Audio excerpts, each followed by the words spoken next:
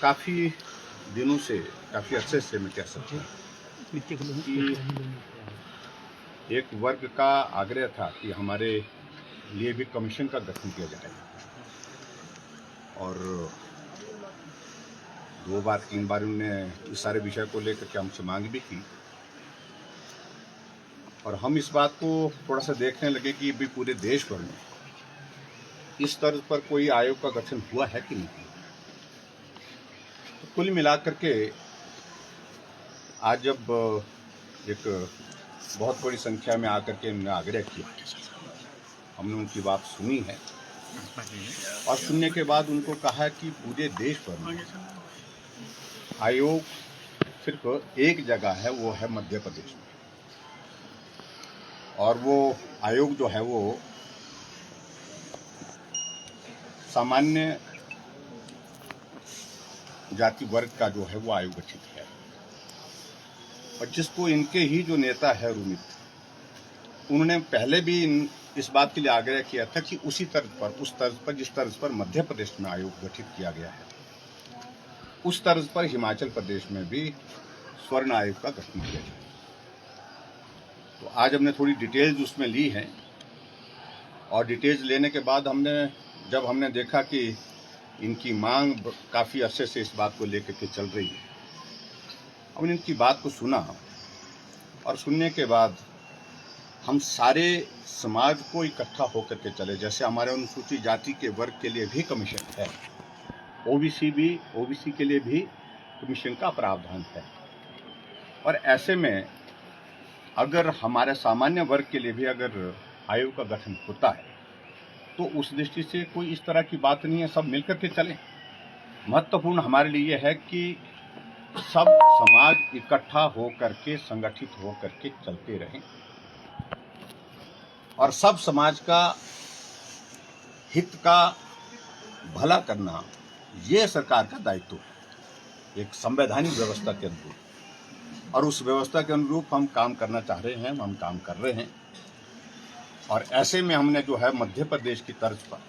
हिमाचल प्रदेश में भी सामान्य वर्ग आयोग के गठन के इनके प्रस्ताव को हमने स्वीकार किया, और आप सबके माध्यम से भी मेरा इस बात के लिए आग्रह है।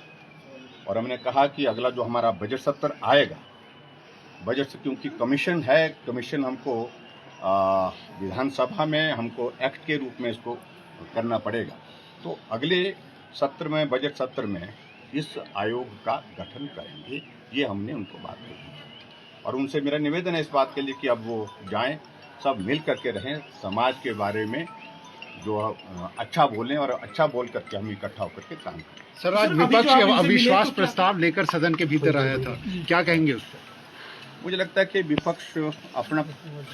परिहास बना रहा है। आज भी हम सदन के अंदर उनकी तुलना में लगभग दुगने के करीब है। आज जब सदन के अंदर विपक्ष ने अविश्वास प्रस्ताव लाया, और उस प्रस्ताव पर जब हमारे अध्यक्ष महोदय जी विधानसभा के, उन्होंने अपनी व्यवस्था दी,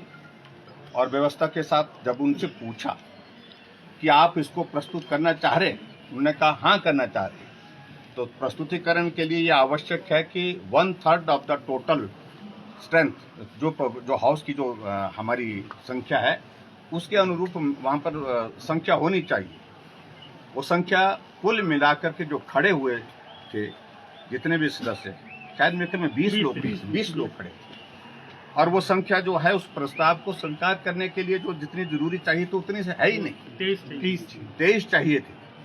और इस कारण से वो प्रस्ताव जो है आगे बढ़ने से पहले ही गिर गया, और स्वीकार कर दिया अध्यक्ष महोदय ने, उसकी व्यवस्था दे दी। जब उनको अच्छी तरह से मालूम है विपक्ष के लोगों को कि आज हिमाचल प्रदेश में भारतीय जनता पार्टी की सरकार का 4 साल का कार्यकाल पूरा हो रहा है, और ये मैंडेट भारतीय जनता पार्टी की सरकार के लिए 5 साल तक के लिए, और मेजॉरिटी हम उनसे दुगना है। ऐसी परिस्थिति में अपना मजाक बनाना, अपनी फजीहत करवाने का उनको शौक था, वो फजीहत उन्होंने करवाई,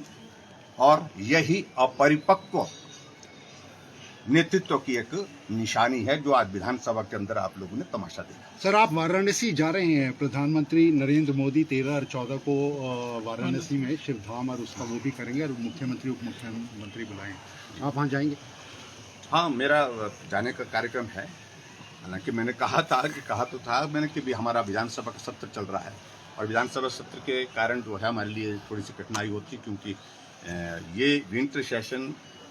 वर्तमान सरकार के कार्यकाल का ये जो है वो अंतिम सत्र यहाँ धर्मशाला होता है। उसके बाद हमारे बजट सत्र होगा, उसके बाद हमारा मानसून सत्र, उसके बाद चुनाव। तो ऐसी सूरत में ये महत्वपूर्ण होता है। लेकिन फिर भी उनका कहना है कि चीफ मिनिस्टर काउंसिल की मीटिंग काफ़ी अरसे के बाद हो रही, लगभग ज़्यादा 2 साल से भी ज़्यादा वक्त हो गया। तो महत्वपूर्ण विषयों पर चर्चा होनी है, महत्वपूर्ण विषयों पर बातचीत होनी है। उस दृष्टि से उन्होंने बात कही केंद्र की ओर से हमको, और मेरठ जाने का कार्यक्रम 13 तारीख को बना है। सर, ये जो आप बात करके आए हैं, ये क्या अभी अड़े हुए हैं किसी जिद पे जो अभी देखिए, अब हमने अपनी जो बात कहनी तो वो कही। अब